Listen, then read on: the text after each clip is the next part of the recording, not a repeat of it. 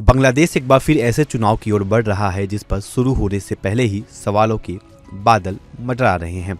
जुलाई 2024 के ऐतिहासिक जन आंदोलन के बाद सत्ता से बेदखल हुई अवामी लीग अब राजनीतिक तौर पर हाशिए पर धकेल दी गई है।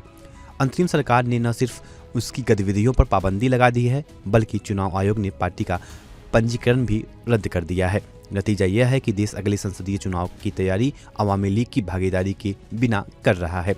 लेकिन सवाल सिर्फ अवामी लीग का नहीं, बल्कि 2014, 18 और 24 के विवादास्पद चुनाव के बाद यह चौथा मौका है जब बांग्लादेश की लोकतांत्रिक विश्वसनीयता दांव पर लगी है। इस बार चुनावी मैदान में वही ताकतें हैं जो 2024 के आंदोलन के पीछे थी। बीएनपी और जमात इस्लामी, ये दोनों दल इसे सहभागी और समावेशी चुनाव बता रहे हैं, लेकिन जमीनी हकीकत कुछ और कहानी कहती है।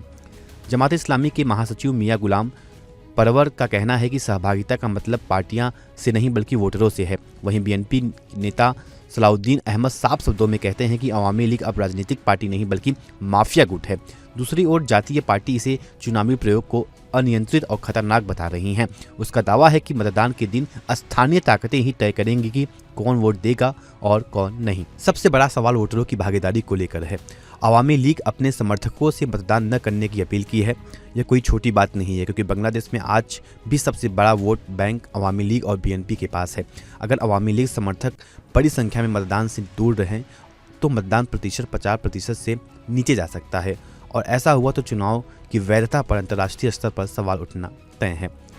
विश्लेषकों की चेतावनी और गंभीर है। अल्पसंख्यक समुदाय, मजदूरों से जुड़े लोगों और बाउल समुदाय पर हालिया हमलों ने डर का माहौल बना दिया है।